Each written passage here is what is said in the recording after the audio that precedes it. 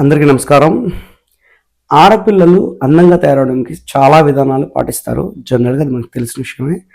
మనం ఆడపిల్లలు అందం కోసం చాలా ఐటెమ్స్ అండ్ న్యాచురల్ అవ్వచ్చు, మెడికల్ అవ్వచ్చు, ఇవన్నీ చాలా బ్యూటీ పార్లర్ ద్వారా చాలా అందంగా తయారవడానికి చాలా కష్టపడుతుంటారు. సో, మనకు తెలిసింది ఇది అండ్ తెలుసుకోవాల్సింది కొత్త టాపిక్ ఒకటుందనమాట. ఎవరైనా సరే సన్నగా ఉన్న ఆడపిల్లలు లేదంటే అందం షేప్‌లెస్ ఉన్న ఆడపిల్లలు షేప్ గెయిన్ కోసం అండ్ వీళ్ళు కొత్త పద్ధతి అనమాట. చనిపోయిన వారి డెడ్ బాడీ నుంచి ఫ్యాట్ ఇంజెక్ట్ చేసుకోవడానికి కొత్త పద్ధతి వచ్చింది. ఇది ఫారెన్స్ ఎక్కువ ఫాలో చేస్తున్నారు. దీనికి సంబంధించి ఫుల్ డీటెయిల్స్ చెప్తాను.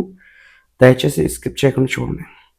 మనకి తెలిసి ఒక బాడీ నుంచి అదే బాడీలో ఫ్యాట్ ఎక్కువ ఉన్న ప్రదేశం నుంచి తక్కువ ఉన్న ప్రదేశానికి ట్రాన్స్ఫర్ చేయడం మనం వినుంటాం. ఇది కూడా నాకు తెలిసి కొంతమంది వినుంటారు, కొంతమంది వినలేదు. సో కొంతమంది అయితే డైట్ చేసి షేప్ని రెడీ చేసుకోవడం అండ్ హెల్త్ కాపాడుకోవడం, అది డైట్ ఎక్సర్సైజ్ అవ్వచ్చు, ఫుడ్ డైట్ అవ్వచ్చు, లేదా మెడిసిన్ ద్వారా అయినా అయ్యొచ్చు. సో ఈ విధానాలను మనం పాటించడం వల్ల మన శరీర ఆకృతి అనేది మనకి ఇష్టం వచ్చినట్టుగా మనం రెడీ చేసుకోవడం అనేది చూస్తున్నాం. ఇది ఎక్కువగా celebrities, cinema stars, so models ఇలాంటి వాళ్ళలో మనం ఎక్కువ చూస్తుంటాం అనమాట. సో ఇప్పుడు జనరల్గా ఫారెన్లో ఒకటి వచ్చిందనమాట. అదేంటంటే చనిపోయిన వారి డెడ్ బాడీ నుంచి ఫ్యాట్ తీసి ఎవరైతే కావాలనుకుంటారో వాళ్ళ బాడీకి ఇంజెక్ట్ చేయడం అనమాట. అంటే ఇది ఎక్కువ రిక్వైర్మెంట్ హిప్, బ్రెస్ట్, లిప్స్ ఈ ప్రదేశాలకు ఎక్కువ ఇంజెక్ట్ చేసుకుంటున్నారు. సో ఎవరెవరు ఇలాంటివి చేస్తారు, అసలు ఎవరికి రిక్వైర్మెంట్ ఉంది, ఎవరు చేస్తున్నారు అంటే ఎవరైతే ఎక్కువ స్ట్రెయిన్ అయిపోయాయంటే ఎక్కువ అందంగా తయారవ్వాలని చెప్పేసి ఎక్కువ సర్జరీస్ ఎవరైతే చేయించుకుని విసుగు చెందిపోయి ఉంటారో అలాంటి మహిళలు ఇలాంటి పద్ధతిని ఎక్కువగా పాటిస్తున్నారు అనమాట. ఒలింపిక్ మెడిసిన్ తీసుకొని విసుగు చెందిన లేడీస్ కూడా ఈ తరహాకి చెందిన వారే. ఇంకోటి ఏంటంటే ఎక్కువ మంది త్వరగా ఈజీగా అంటే స్ట్రెయిన్ అయ్యి ఎక్సర్సైజ్ చేసి లేదంటే ఫుడ్ తీసుకోలేకుండా అంత ఓపిక లేని వాళ్ళు విత్ ఇన్ డేస్లో అవ్వాలనే ఉద్దేశం ఉన్న వాళ్ళు ఈ మార్గాన్ని ఎక్కువ చూజ్ చేసుకుంటున్నారు. సో ఎలాంటి బాడీస్ నుంచి తీసుకుంటారు అనేది తీసుకున్నాం. అంటే ఫ్యాట్ చనిపోయిన డెడ్ బాడీస్ అన్నాం కదా, అది ఎవరైనా బాడీ అయినా పర్లేదా అంటే అలా కాదండి.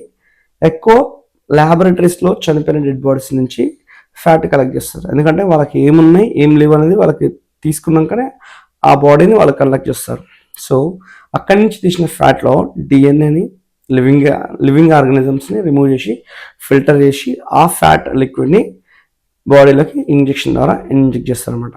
సో ఈ పద్ధతికి ఎక్కువ కాస్ట్, అంటే కాస్ట్ $10,000 నుంచి $1,00,000 వరకు ఖర్చు అవుతుంది.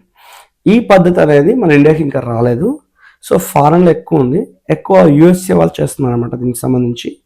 సో ఎవరైనా కావాలనుకుంటే ఈ పద్ధతిని మనం చూజ్ చేసుకోవచ్చు. దీనివల్ల ఏం బెనిఫిట్స్ ఉన్నాయంటే త్వరగా శరీరాకృతిని పొందవచ్చు, బ్యూటీనెస్ని పెంచుకోవచ్చు, ఎక్కువ స్ట్రెయిన్ అవ్వాల్సిన అవసరం లేదు, టైం పీరియడ్ అనేది కలిసి వస్తుంది. సో ఇవి పాజిటివ్ అయితే, దేనికైనా పాజిటివ్ ఉందంటే దాని పక్కనే ఆల్టర్నేటివ్గా నెగిటివ్ కూడా ఉంటుంది. సో ఆ నెగిటివ్ ఏంటంటే బాడీలోకి ఫ్యాట్ అనేది ఇంజెక్ట్ చేశాక ఆ ఫ్యాట్ రక్తంలో కలిసే ఛాన్సెస్ ఎక్కువ ఉంటుంది. రక్తంలో కలవడం వల్ల అది రక్తం పలచపడితే పర్లేదు, కానీ మందంగా తయారైందంటే బీపీ తద్వారా హార్ట్ స్ట్రోక్ అనేది వచ్చే ఛాన్సెస్ ఎక్కువ.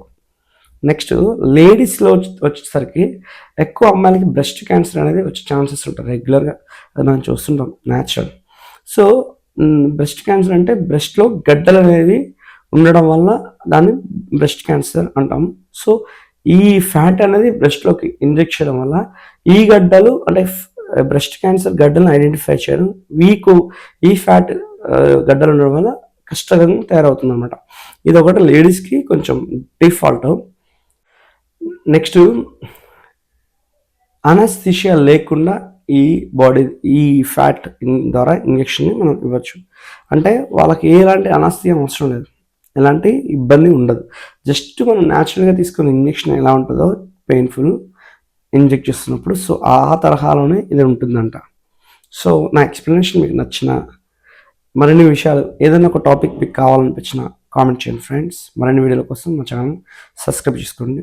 జై హింద్, జై భారత్.